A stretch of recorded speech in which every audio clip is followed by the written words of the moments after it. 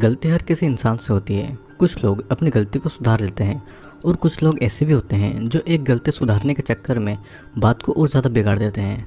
अनजाने में की गई गलती का असर कितना ज़्यादा भयानक हो सकता है, आपको हमारी आज की इस कहानी में पता चलेगा।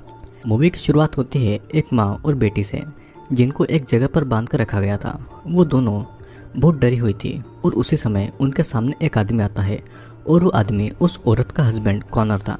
लेडी उससे रिक्वेस्ट करती है कि वो उन दोनों को छोड़ दे और कॉनर को अपनी वाइफ पर शक था, तो उसे लगता था कि उसकी वाइफ का कहीं और अफेयर चल रहा है। वो एक बड़ी सी कैंची उठाकर उसकी वाइफ का गला काट देता है और ये भयानक घटना उसकी बेटी की आंखों के सामने हो रही थी। अब इस घटना को 35 साल बीत जाते हैं और हम यहाँ पर 4 लड़की मेलिसा, लीजा, जीना और तालिया को देखते हैं। मेलिसा की शादी होने वाली थी और वे सभी शादी से पहले एक ट्रिप पर आए हुए थे। रास्ते में सभी एक गैस स्टेशन पर रुकते हैं और अपना ज़रूरी सामान लेने लगते हैं। उसी समय पर वहाँ पर टिम नाम का एक लड़का रुकता है जो काफ़ी ज़्यादा परेशान और गुस्से में था और उसके पास पैसे नहीं थे, तो मेलिसा उसे पेट्रोल भरवाने के लिए कुछ पैसे दे देती है। टिम अजीब तरीके से उसे देख रहा था, तो मेलिसा वहाँ से चली जाती है। सभी लड़कियां कार लेकर आगे बढ़ती है और टीम उनकी तरफ ही देख रहा था। अब अगली सुबह वे लोग रेस्ट करने के लिए एक गांव जैसी एक जगह पर रुकते हैं और वहां पर कोई इंटरनेट या वाईफाई नहीं था। मेलिसा अपने होने वाले पति से बातें कर रही थी और तभी वो नोटिस करती है कि टीम अभी भी उनका पीछा कर रहा था। फिर थालिया टीम को गालियाँ देती है और सब वहाँ से आगे निकलते हैं। उन लोगों को रास्ता ठीक से नहीं पता था, तो वे सभी मैप के सहारे आगे बढ़ रहे थे।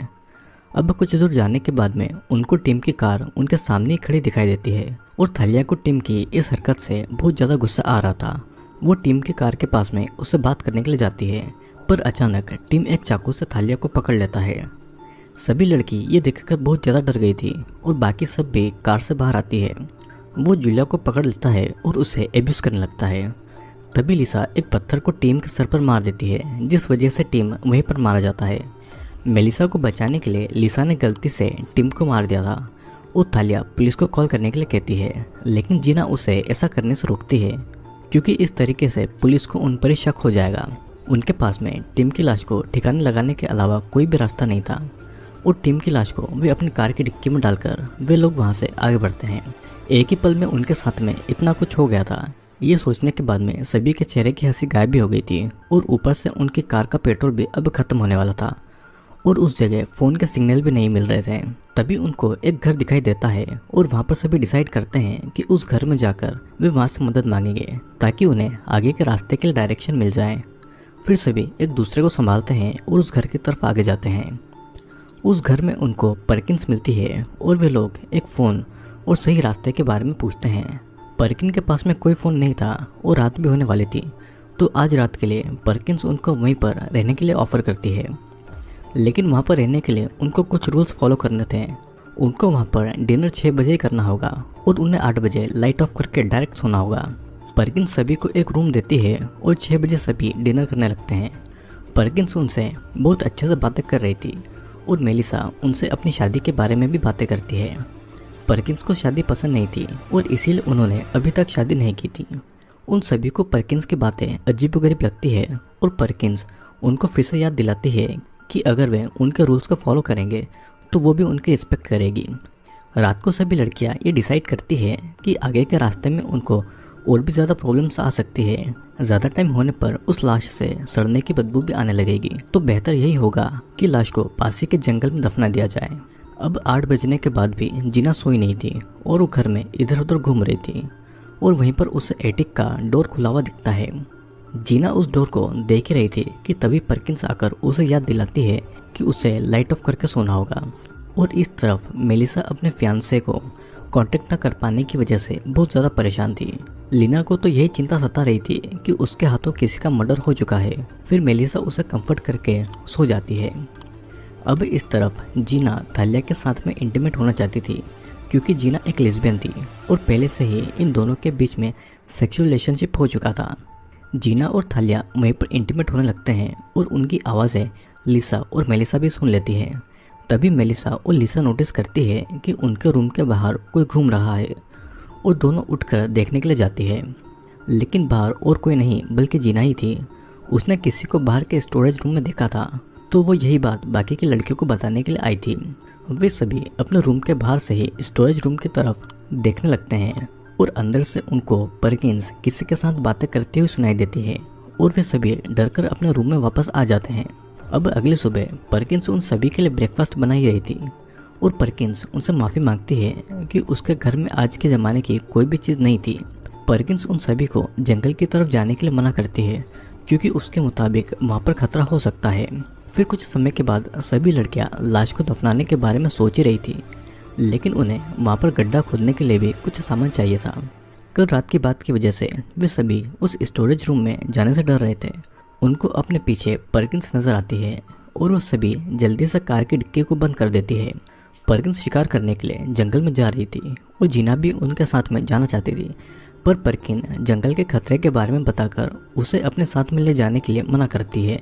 और इन सब टेंशन की वजह से लिसा बहुत ही ज़्यादा परेशान हो गई थी, तो घर के अंदर चली जाती है।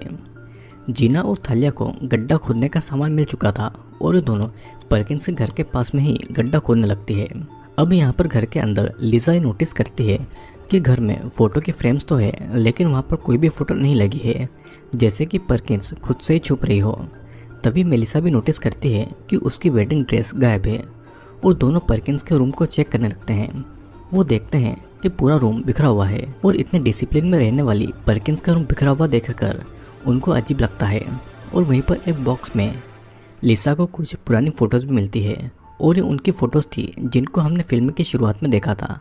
वहाँ पर एक न्यूज़ के पेपर की कटिंग भी थी जहाँ पर लिखा हुआ था कि अपनी वाइफ को मारने के बाद में कॉर्नर कहीं पर गायब हो गया था और वो छोटी बच्ची और कोई नहीं बल्कि परकिंस से थी। जीना उनके रिश्ते को आगे बढ़ाना चाहती थी, लेकिन थालिया को ये अब तक पता नहीं था कि वो किसी लड़के के साथ में ज़्यादा खुश रहेगी या लड़के के साथ में। दोनों के बीच में इसी बात को लेकर झगड़ा होता है और थालिया वहाँ से जंगल की तरफ चली जाती है। इस तरफ टीम की डेड बॉडी मेलिसा, लिसा और जीना को कार में नहीं मिलती है। इधर थालिया को जंगल में मेलिसा की वेडिंग ड्रेस पहने हुए कोई नजर आता है और वो उसे मेलिसा ही समझ रही थी।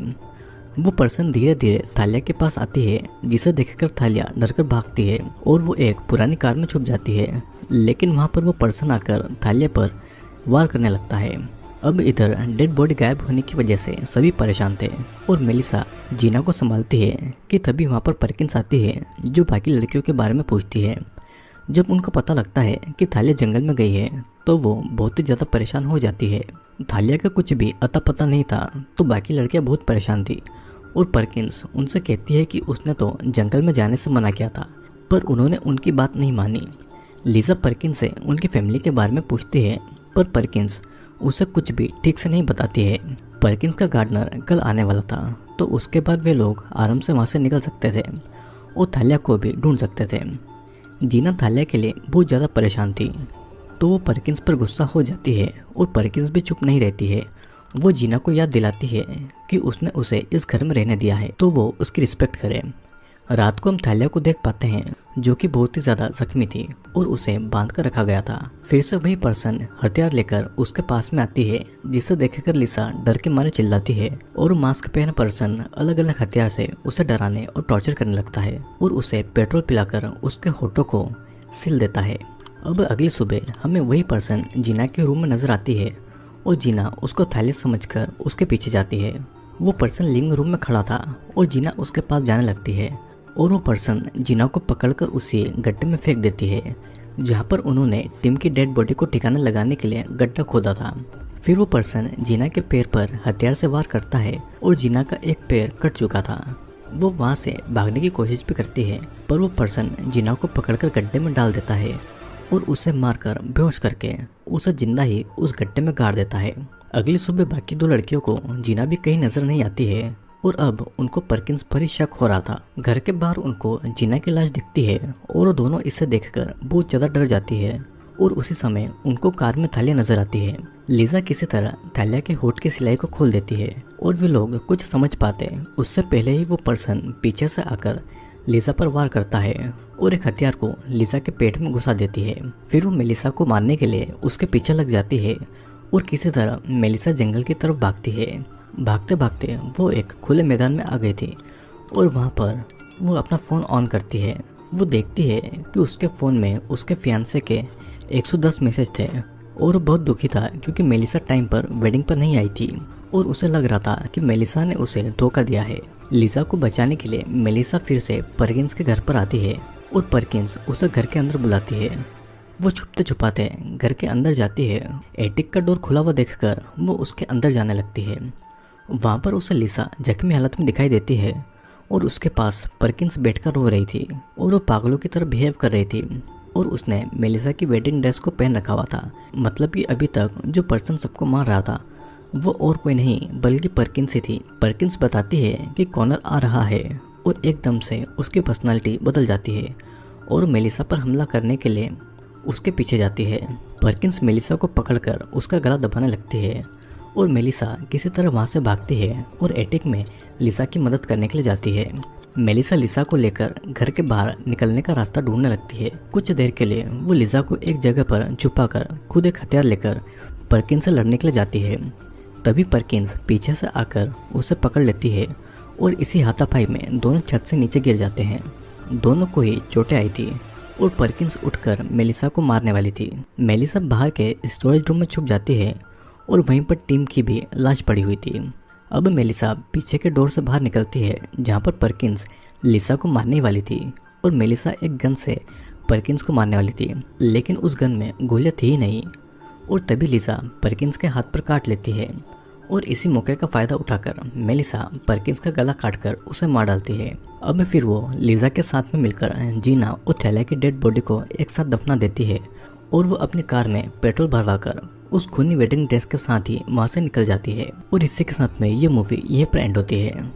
दोस्तों, परकिंस की माँ को उसके पिता ने बड़ी बेरहमी से मार डाला था, जिस वजह से परकिंस के दिमाग पर बहुत गहरा असर पड़ा था और उसके अंदर उसके पिता की पर्सनालिटी ने जगह ले ली थी, जो कभी कभी बाहर निकलकर बेकसूर लोगों को बड़ी बेरहमी से मारा करता था। कॉनर की एक गलती ने परकिंस की पूरी लाइफ तबाह कर दी थी और गलती यहाँ पर उन लड़कियों की भी है। अगर वे लोग टिम की मौत के बाद पुलिस को कॉल करते तो कभी भी इस मुसीबत में नहीं फंसते और उनकी दोस्त थालिया और जीना भी जिंदा होती और मेलिसा भी अपनी शादी में टाइम पर पहुंच जाती।